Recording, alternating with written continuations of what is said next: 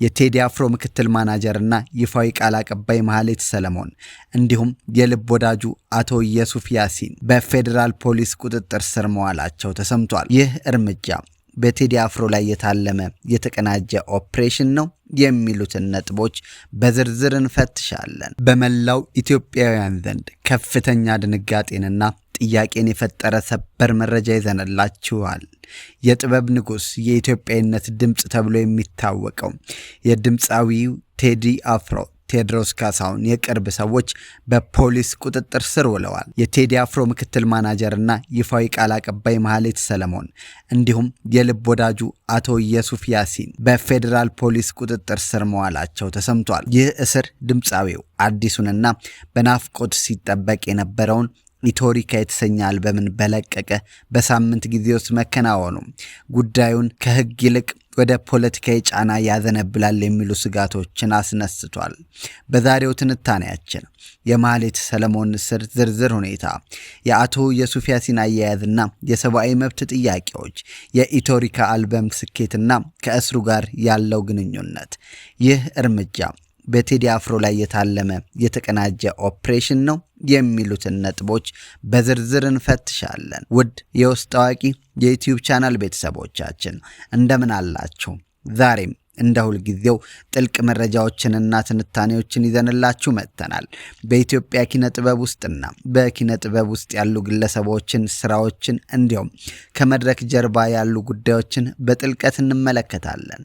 ቻናላችንን ሰብስክራይብ በማድረግ ቤተሰብ ይሆኑ። መረጃዎች እንደሚያመለክቱት የቴዲ አፍሮ ምክትል ማናጀር ማህሌት ሰለሞን በቁጥጥር ስር የዋለችው በአዲስ አበባ አትላስ አካባቢ ከሚገኝ ሆቴል ውስጥ ነው።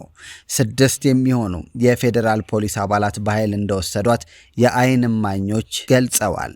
ማህሌት በትውልድ ኢትዮጵያዊ በዜግነት ደግሞ ኦስትራይት መሆኗ ጉዳዩን ዓለም አቀፋዊ ገጽታ እንዲይዝ አድርጎታል። በሌላ በኩል የአርቲስቱ የቅርብ ወዳጅ አቶ ኢየሱፍ ያሲን የታሰረበት ሁኔታ ይበልጥ አሳሳቢ ነው። ምንጮች እንደሚጠቁሙት በአቶ ያሲን ላይ በቤተሰቦቻቸው ፊት ከመጠን በላይ ኃይል ጥቅም ላይ ውሏል።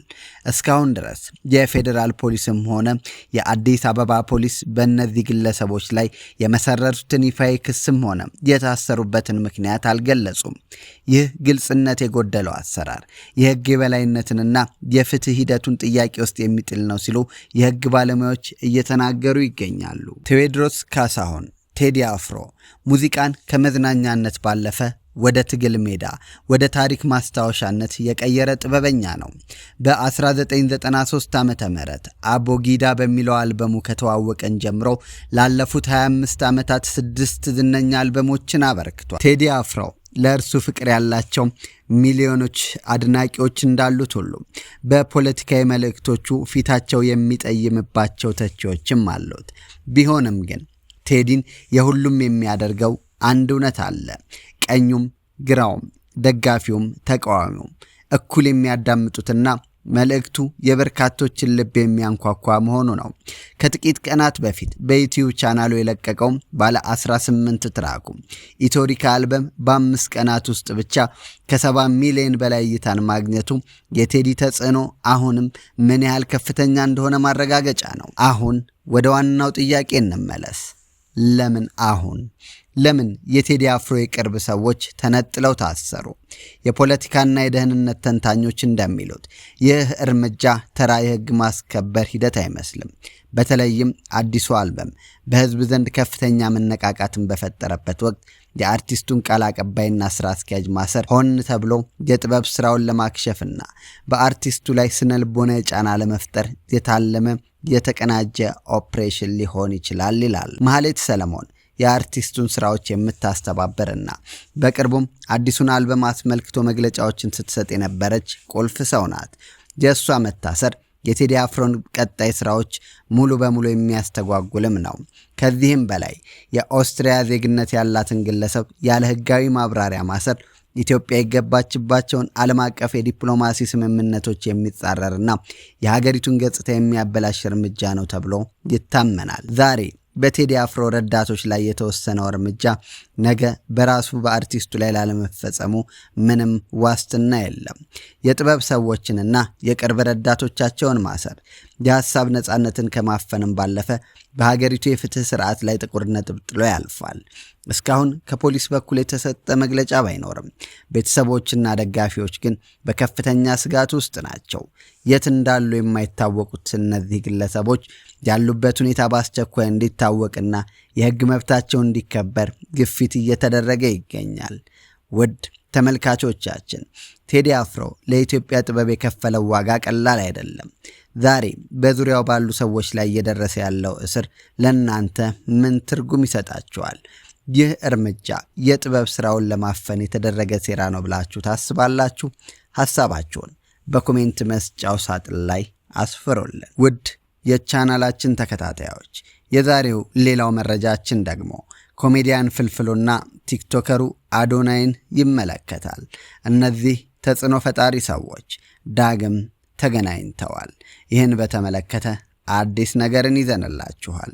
ለዓመታት ቤታችን ድረስ መጥቶ የሳቅ ድግስ የደገሰልን፣ በሲዲ ማጫወቻዎቻችን ውስጥ ገብቶ የጭንቀት ጭጋጋችንን በሳቅ የገፈፈው ያ የኢትዮጵያ የደስታ ምልክት ዛሬ የታገዘው በሳቅ ሳይሆን በሕክምና መሳሪያዎች ነው። የሳቅ ምንጫችን ተብሎ የሚጠራው ተወዳጁ ኮሜዲያን በረከት በቀለ ወይም ሁላችንም በምንወደው ስሙ ፍልፍሉ ከባድ የጤና ፈተና ውስጥ ነው። ነገር ግን በዚህ ጨለማ ውስጥ አንድ የብርሃን ጭላንጭል ታይቷል። የቲክቶኩ ተጽዕኖ ፈጣሪ አዶናይ ብርሃነ ፍልፍሉን ዛሬም እንደ ትናንቱ አለሁልህ ብሎታል። ዛሬ በዚህ ቪዲዮ ስለ ፍልፍሉ ወቅታዊ ሁኔታ፣ ስለ አዶናይ ድንቅ የጓደኝነት ሚናና ሁላችንም ልናደርገው ስለሚገባን ታሪካዊ ጥሪ በዝርዝር እንመለከታለን። ፍልፍሉ ማለት ለኢትዮጵያ ኮሜዲ አዲስ መልክ የሰጠ ጥበበኛ ነው። በ90ዎቹ መጨረሻና በ2000ዎቹ መጀመሪያ የኢትዮጵያውያን ቤተሰቦች ዋነኛ የመዝናኛ አማራጭ የነበሩት የፍልፍሉ የኮሜዲ ስራዎች ነበሩ። ከልጅ እስከ አዋቂ ስሙን የማይጠራ ቀልዱን የማይደግም አልነበረም። በረከት ፍልፍሉ ለሀገሩ የሰጠው ትልቁ ስጦታ ሳቅ ነበር። ሰዎች ተስፋ በቆረጡበት፣ ነገሮች በከበዳቸውና በጨነቃቸው ሰዓት የፍልፍሉን ድምፅ ሲሰሙ ፈገግታ በፊታቸው ላይ ይነግስ ነበር። ሆኖም ዛሬ ይህ የሳቅ ምንጭ የሆነው ወንድማችን መቆምና መራመድ አቅቶት በሆስፒታል አልጋ ላይ ይገኛል።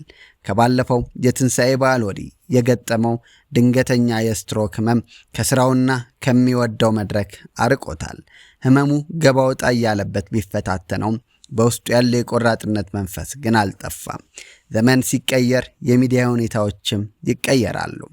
ፍልፍሉን ከዘመኑ የቴክኖሎጂ ፍጥነት ጋር ለማላመድና አሁንም ለህዝቡ ቅርብ እንዲሆን በቅንነት የተነሳው ወጣቱ ቲክቶከርና ተጽዕኖ ፈጣሪ አዶናይ ብርሃነ ነበረ። አዶናይ አዲስ የቲክቶክ አካውንት ከፍትልሃለሁ አብረን እንሰራለን በማለት ፍልፍሉን ወደ አዲሱ ማህበራዊ ሚዲያ ዓለም እንዲመጣ አድርጎታል። አዶናይ ለብዙዎች በጎ አድራጎትን በማድረግና በማስተባበር እንዲሁም ጀማሪው ቲክቶከሮች እንዲያድጉ የሚያግዝ ልበቀና ወጣት ነው። አሁን ደግሞ ትልቁን ፈተና ተጋፍጧል። ፍልፍሉ በጠና ታሞ ሆስፒታል በገባበት ወቅት አዶናይ አልራቀም። ሆስፒታል ድረስ በመሄድ አይዞህ፣ አለሁልህ፣ ካጠገብህ ነኝ በማለት የወንድምነት ድጋፉን አሳይቷል። በዚያ የሆስፒታል ክፍል ውስጥ የተለዋወጡት ቃላት ግን የማንኛውንም ሰው ልብ የሚነኩ ነበሩ። ፍልፍሉ አልጋ ላይ ሆኖ ቢሆን ቀልዱና የሰው ፍቅሩ አልተለየውም። አዶናይ በጠየቀው ጊዜ እንዲህ ነበር ያለው። እንደዚህ ሆኖ መተኛት በእኔ አያምርም። ሰዎች በእኔ ሲዝናኑና ሲስቁ እንጂ ህመሜን አይተው እንዲያዝኑ አልፈልግም። ይህ የጥበበኛ ትልቅነት ነው። በህመም ውስጥ ሆኖ እንኳን ሌላውን ላለማሳዘን መጨነቅ። ነገር ግን ፍልፍሉ አሁንም በከባድ ሁኔታ ውስጥ ነው። ለአዶናይ በሹክሹክታ የነገረው ተስፋ ግን ሁላችንንም እንባችን እንዲያቆር ያደርጋል። ድኜ ካንተ ጋር አባሮች መጫወት ነው የምፈልገው። እነሳለሁ፣ ቆሜ ሄዳለሁ አዶዬ። አዶናይም ለፍልፍሉና ለቤተሰቡ ረፍት እንዲሆን የሕክምና ወጪውን ለመሸፈን አዲስ ቻሌንጅ የድጋፍ ጥሪ አስጀምሯል። ስለ ቤተሰቦች አትሰብ ብሎ ቃል ሲገባለት ፍልፍሉ ለረጅም ጊዜ የጠፋው ፈገግታ በፊቱ ላይ ድጋሚ ታይቷል። እስካሁን በሳቁ ሲያክመን የነበረው ወንድማችን ዛሬ የእኛን አለሁልህ ባይነት ይፈልጋል። በረከት በቀለ ፍልፍሉ ለሀገሩ የከፈለውን የደስታ ዋጋ በመመዘን ዛሬ ከጎኑ ልንቆም ይገባል። ይህ የምናደርገው ድጋፍ ለበረከት ያለንን ፍቅር መግለጫ ብቻ አይደለም፣ ለጥበብ ባለሙያዎቻችን የምንሰጠውን ክብር የሚያሳይ የታሪክ አሻራ እንጂ። አዶናይ የጀመረውን ይህን የቅንነት መንገድ እኛም እንቀላቀል። በጸሎት እናስበው፣ በገንዘብ አቅማችን የፈቀደውን እናበርክት። ማናችንም ብንሆን በምንችለው አቅም ከጎኑ እንቆም። ሳቅ ምንጫችንን በጋራ እንደገፍ በሚል የቀረበውን ጥሪ ተቀብለን ፍልፍሉን በቅርቡ በመድረክ ላይ ለማየት ቃል እንግባ። ወንድማችን አዶናይ ብርሃነ ሆይ ለዚህ ቅንነትህ በርታ እንልሃለን። ፈጣሪ ያክብርልን። ለተወዳጁ ኮሜዲያን ፍልፍሉ ደግሞ እግዚአብሔር ጨርሶ እንዲምረው ጸሎታችን ነው።